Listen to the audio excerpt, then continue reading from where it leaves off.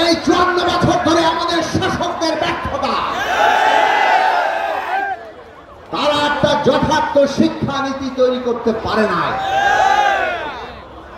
তাদের নানান রকম পরীক্ষা নিরীক্ষার ফলে আমাদের শিক্ষার্থীরা যেমন সমস্যার মধ্যে পড়েন, তেমনি বড় আকারে সমস্যার মধ্যে পড়েন যারা শিক্ষা দেন সেই শিক্ষকেরা। আজকে আমরা সবাই জানি প্রাথমিক শিক্ষা হচ্ছে শিক্ষার বুনিয়াদ। যেই দেশে প্রাথমিক শিক্ষাকে গুরুত্ব দেওয়া হয় না, সেই দেশের শিক্ষার মেরুদণ্ড ভঙ্গুর হয়ে যায়। আমাদের শিশুরা তাদের এই বয়সে, এই যে শিশু বয়সে যা শেখে সেটাই তার জীবনের ভিত্তি, জীবনের বুনিয়াদ। প্রত্যেকেই আমরাও শিশু ছিলাম, আমাদের যা কিছু যোগ্যতা দক্ষতা ওই শিশু বয়সেই প্রধানত ঠিক হয়ে গেছে। আর সেই দায়িত্ব পালন করেন কারা? আমাদের শ্রদ্ধেয় শিক্ষকেরা। সমাজে, রাষ্ট্রে তাদের মর্যাদা কি দেওয়া হয়েছে? আমরা পরিষ্কার করে দাবি করেছি, আমাদের দল গণসংহতি আন্দোলন প্রতিষ্ঠা কাল থেকে বলে আসছে এবং আমরা মনে করি আগামী দিনে যারা দেশের জনগণ ভোট দিয়ে একটি সরকার নির্বাচন করবে, তারা যে নীতি প্রণয়ন করবে, আমরা যদি সেখানে কোনো ভূমিকা রাখার সুযোগ পাই, আমরা পরিষ্কার করে বলি বাংলাদেশের সকল শিশু 12 ক্লাস পর্যন্ত রাষ্ট্রের খাতে শিক্ষা পাবে, এই নীতি আমরা প্রণয়ন করব। আর শিক্ষা যদি আমাদের দেশের সত্যিকার অর্থে এই ব্যবস্থাকে আমরা বদলাতে চাই, তাহলে প্রথম গুরুত্ব দিতে হবে শিক্ষকদের মর্যাদা এবং তাদের বেতন এবং তাদের সুবিধা দিতে। আজকে শিক্ষকদেরকে অন্যান্য পেশার সাথে তুলনা করা হচ্ছে। পরিষ্কার করে বলতে চাই, শিক্ষকতা একটা পেশা বটে, কিন্তু এটা পেশার চাইতে উঠবে। এটা পুরো সমাজ গঠন করে। একটা রাজনৈতিক ভাবে জনগোষ্ঠী যখন তৈরি হয়, সেটা সত্যিকার অর্থে যদি আমরা তৈরি করতে চাই, সেখানে প্রধান ভূমিকা রাখবে শিক্ষা এবং শিক্ষা ব্যবস্থা। তাহলে এই জাতি কিংবা জনগোষ্ঠীর গঠনে যে শিক্ষার ভূমিকা এবং যে শিক্ষা ব্যবস্থায় শিক্ষকদের ভূমিকা অন্যতম প্রধান ভূমিকা, সেই শিক্ষকদের মর্যাদা, তাদের বেতন, এইটা একটা স্বতন্ত্র স্কেল তৈরি করতে হবে। অন্য পেশার সাথে এটা মেলালে হবে না।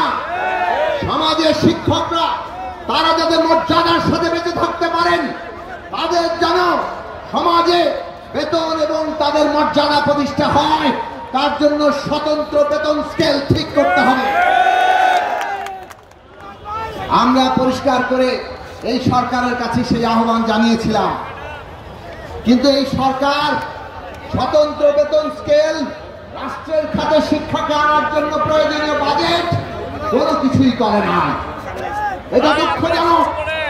অভ্যুত্থানের উপর দাঁড়িয়ে থাকা এই অন্তর্বর্তী সরকার শিক্ষার বাজেট এমন জায়গায় নিতে পারতেন যেটা ভবিষ্যতের সকল সরকারের জন্য অনুসরণীয় হতো। আমরা দেখলাম তারাও গতানুগতিক পথেই হাঁটলেন। আমরা দেখলাম শিক্ষকদের স্বতন্ত্র বেতন স্কেলের প্রশ্নে এই সরকার কোন নীতিগত সিদ্ধান্ত নিল না।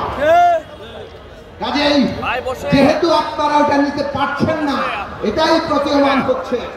কাজেই আজকে এই সরকারি প্রাথমিক শিক্ষকরা যারা আমাদের শিক্ষার বুনিয়াদ, তাদের 3 দফা দাবি আপনারা মেনে নেন।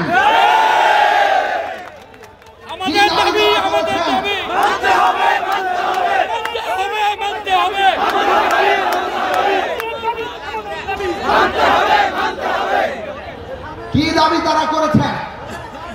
সহকারী প্রাথমিক শিক্ষকরা 11 গ্রেডে আসতে চান। গ্রেড তো আপনারা বানিয়েছেন, সহকারী প্রাথমিক শিক্ষকরা তাদের মর্যাদা অনুযায়ী আজকে 11 গ্রেডে, এটা ন্যূনতম, এটা আপনাদের মানতে হবে। শিক্ষকদের যদি এই মর্যাদা না দেন, শিক্ষকরা যদি তাদের জীবনের নিশ্চয়তার শিক্ষকতা পেশা থেকে না পান, কিভাবে ওই শিশুর যত্ন নেবেন, কিভাবে ওই শিশুকে শিক্ষা দেবেন? আমাদের জাতির জনগোষ্ঠীর ভবিষ্যৎ আমাদের শিশুরা, সেই শিশুদের যারা গড়ে তুলবেন তাদেরকে আজকে কি নির্মম পরিবেশের মধ্যে থাকতে হয়। তাদের বেতন দিয়ে তাদের সংসার চলে না, তাদের ছেলে মেয়েদের লেখাপড়া করার স্বাস্থ্যের ব্যবস্থা করা যায় না, তাদেরকে অন্য পেশায় যুক্ত হতে হয়। শিক্ষকরা যদি শিক্ষার কাজে মনোনিবেশ করতে না পারেন, তাদের হাতে আমাদের ভবিষ্যৎ শিশু, আমাদের ভবিষ্যৎ প্রজন্ম তারা কিভাবে গড়ে উঠবে?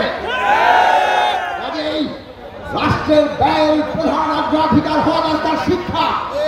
আর সে কারণেই প্রাথমিক শিক্ষাকে গুরুত্ব দিতে হলে এই যে ন্যূনতম দাবি করা হয়েছে, প্রাথমিক শিক্ষক যারা সহকারী প্রাথমিক শিক্ষক তাদেরকে অবশ্যই বেতন তাদের 11 গ্রেডে আনতে হবে এবং জাতীয় প্রেসকে এই সুপারিশ পরিষ্কারভাবে নতুন করে করতে হবে।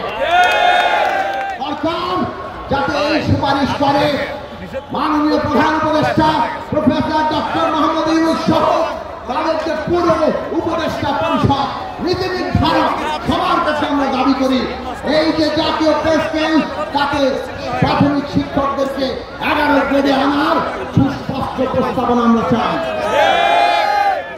আর প্রাথমিক শিক্ষক হিসেবে যারা যোগদান করছেন, আপনারা তো যোগ্যতা নির্ধারণ করেছেন যে তারা প্রধান শিক্ষক হতে পারবেন, ঠিক বলছেন না? অর্থাৎ প্রাথমিক শিক্ষক যারা হচ্ছেন, সহকারী প্রাথমিক